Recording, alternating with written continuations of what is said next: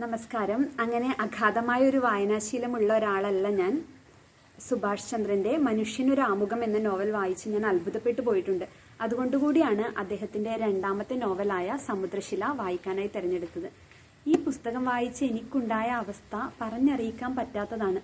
ഒന്നും ചെയ്യാൻ പറ്റാത്തതുപോലെ, ഉറങ്ങാൻ പോലും പറ്റാത്ത പോലെ ഒരവസ്ഥ. അതുകൊണ്ട് വർഷങ്ങളായി ഇടതടവില്ലാതെ വായിക്കുന്ന എൻ്റെ ഒരു സുഹൃത്തിനോട് ഞാൻ ചോദിച്ചു, എന്നെ അസ്വസ്ഥയാക്കിയ പുസ്തകം ഏതെന്ന് പറയാതെ ഞാൻ ചോദിച്ചു, എന്തെങ്കിലും വായിച്ചിട്ട് നിനക്ക് നിറഞ്ഞതുപോലെ തോന്നിയിട്ടുണ്ടോ, തളർന്നതുപോലെ തോന്നിയിട്ടുണ്ടോ എന്ന്. അവളതിന് മറുപടി പറഞ്ഞു, ഉവ്, എനിക്കങ്ങനെ തോന്നിയത് ഒരാളുടെ തന്നെ 2 പുസ്തകങ്ങൾ വായിച്ചപ്പോഴാണ്. മനുഷ്യനൊരാമുഖം, സമുദ്രശില. നിനക്കറിയുമോ, സമുദ്രശില വായിച്ച് ഞാൻ ഛർദ്ദിച്ചവശയായിട്ടുണ്ട്. അതിനെക്കുറിച്ചുള്ള ഓർമ്മ പോലും എന്നെ തളർത്തുന്നു എന്ന്.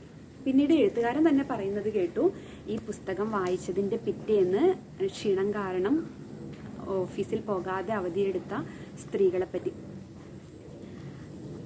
മാതൃഭൂമിയുടെ യാത്ര എന്ന മാഗസിന് വേണ്ടി സുഭാഷ് ചന്ദ്രൻ അദ്ദേഹത്തിൻ്റെ സുഹൃത്തുക്കളോടൊപ്പം വെള്ളിയാങ്കലിലേക്ക് പോയ അനുഭവങ്ങളാണ് ഈ പുസ്തകത്തിൻ്റെ ആധാരമായി അദ്ദേഹം പറയുന്നത്. വെള്ളിയാങ്കലിനെ പറ്റി പറഞ്ഞ മലയാളത്തിൻ്റെ പ്രിയ എഴുത്തുകാരൻ എം മുകുന്ദൻ സമുദ്രശിലയെ പറ്റി പറയുന്നു. ഭാഷയുടെ ചാരുത കൊണ്ടും ആഖ്യാനത്തിന്റെ ഭംഗി കൊണ്ടും ചിന്തയുടെയും കാഴ്ചപ്പാടുകളുടെയും ആഴം കൊണ്ടും മനോഹരമായ ഒരു കവിത പോലെ തോന്നുന്ന സൃഷ്ടിയാണ് സമുദ്രശില എന്ന്. ഈ കഥ ആരംഭിക്കുന്നത് മഹാഭാരതത്തിലെ അമ്പയിൽ നിന്നാണ്. അമ്പ വ്യാസനെ കാണാൻ പോകുന്നു. വ്യാസനോട് ചോദിക്കാൻ ചില ചോദ്യങ്ങൾ അമ്പയുടെ പക്കലുണ്ട്. അമ്പ വ്യാസനോട് ചോദിക്കുന്നു, അങ്ങയുടെ ശിഷ്യന്മാർ പറയുന്നത് കേട്ടു, ഇനിയും എഴുതി തുടങ്ങിയിട്ടില്ലാത്ത ഇതിഹാസത്തെ പറ്റിയാണ്, മഹാഭാരതത്തെ പറ്റിയാണ് അങ്ങയുടെ ശിഷ്യന്മാർ പറയുന്നത് കേട്ടു. ഇതിലുള്ളത് നിങ്ങൾക്ക് എവിടെയും കാണാം, പക്ഷേ ഇതിലില്ലാത്തത് നിങ്ങൾക്ക് മറ്റെവിടെയും കാണാൻ സാധിക്കില്ലെന്ന്. എല്ലാം ഉണ്ടെന്ന് അങ്ങ് പറയുന്ന ഈ ഇതിഹാസത്തിൽ ഇല്ലാത്തതായി ഒന്നുണ്ട്, ഉപാധികളില്ലാത്ത സ്നേഹം, ശരിയല്ലേ എന്ന് അമ്പ ചോദിക്കുന്നു. അമ്പ വ്യാസനോട് മറ്റൊരു ചോദ്യം കൂടി ചോദിക്കുന്നു, എൻ്റെ അനുജത്തിമാരെ പോലെ ഞാൻ അങ്ങയെ കിടക്കയിൽ സ്വീകരിച്ചിരുന്നുവെങ്കിൽ എനിക്ക് പിറക്കാൻ പോകുന്ന കുഞ്ഞ് എങ്ങനെയുള്ളതായിരിക്കുമെന്ന്.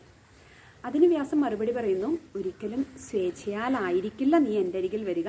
അതുകൊണ്ട് തന്നെ നിനക്ക് പിറക്കാൻ പോകുന്നത് സ്വേച്ഛയാൽ കൈകാലുകൾ പോലും ചലിപ്പിക്കാൻ പറ്റാത്ത ഒരു കുഞ്ഞായിരിക്കുമെന്ന്. തളർന്നുപോയ അമ്പ തിരിച്ചു നടക്കുമ്പോൾ വ്യാസൻ അമ്പയോട് പറയുന്നു, പെൺപാതിയായ ശിഖണ്ഡിയായല്ല, ഭാരതഖണ്ഡത്തിലെ ഒരു സ്ത്രീയായി തന്നെ നീ വീണ്ടും ജനിക്കൂ അമ്പ. ഇതിഹാസത്തിലില്ലെന്ന് നീ പറഞ്ഞ ഉപാധികളില്ലാത്ത സ്നേഹം തേടി നീ വീണ്ടും വീണ്ടും ജനിക്കൂ അമ്പ എന്ന്. തുടർന്നുള്ള അധ്യായത്തിൽ നാം കാണുന്നത് മഹാഭാരതത്തിലെ അമ്പയെ അല്ല, കോഴിക്കോട് രേവതി അപ്പാർട്ട്മെന്റ് എന്ന ഫ്ലാറ്റിൽ 70 വയസ്സുള്ള കിടപ്പിലായ അമ്മയോടും 21 വയസ്സുള്ള വയ്യാതെ കിടക്കുന്ന അപ്പു എന്ന കുഞ്ഞിനോടൊപ്പവും കഴിയുന്ന അമ്പയെയാണ്. ഈ നോവലിൽ സുഭാഷ് ചന്ദ്രൻ ഒരു കഥാപാത്രമായി വരുന്നുണ്ട്.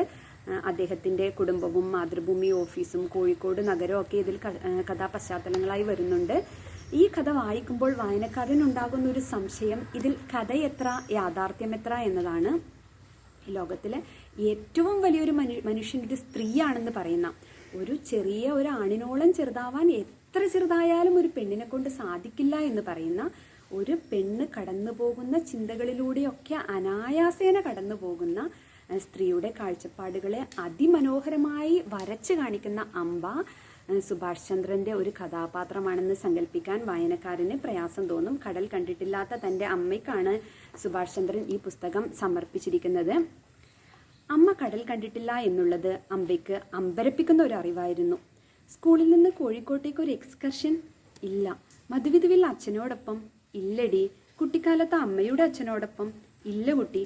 അമ്മ ശരിക്കും ആലോചിച്ചു നോക്കൂ, ബസ്സിലോ തീവണ്ടിയിലോ യാത്ര ചെയ്യുമ്പോൾ ദൂരെ ഒരു ജാലക കാഴ്ചയായി പോലും ഇല്ല. യൂട്രസ് റിമൂവൽ ഓപ്പറേഷന് പണ്ട് കോഴിക്കോട്ട് വന്നപ്പോൾ പോലും ഇല്ലടി കൊച്ചെ. നെടുനീളത്തിൽ നമ്മുടെ കേരളത്തിൻ്റെ ഇടത്തെ വക്കിൽ അലതല്ലിക്കൊണ്ടിരിക്കുന്ന ആ അത്ഭുതത്തെ ഒരിക്കൽ പോലും സിനിമയിൽ കണ്ടിട്ടുണ്ട് കുഞ്ഞെ. അങ്ങനെ കടൽ കാണാതെ മരിച്ച ഒരുപാട് സ്ത്രീകളുടെ പ്രതിനിധിയായിരുന്നു ചന്ദ്രിക ടീച്ചർ.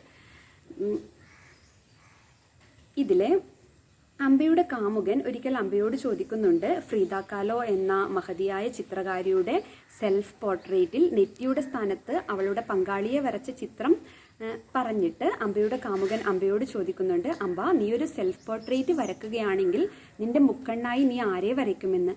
അതിനുത്തരം പറയാൻ അമ്പയ്ക്ക് ഒട്ടും ആലോചിക്കേണ്ടി വന്നില്ല. അപ്പുവിനെ പങ്കാളി എന്ന വാക്കിൻ്റെ ആഴത്തെ ആദ്യമായി ഉൾക്കൊണ്ടുകൊണ്ട് അവൾ പൂരിപ്പിച്ചു. എൻ്റെ ജീവിത പങ്കാളിയെ.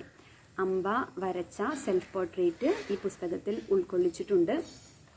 എന്നെ സംബന്ധിച്ചിടത്തോളം വീണ്ടും വീണ്ടും വായിക്കാൻ തോന്നുന്ന നിരവധി വാചകങ്ങളുള്ള ഒരു അനശ്വര സൃഷ്ടിയാണ് സമുദ്രശില.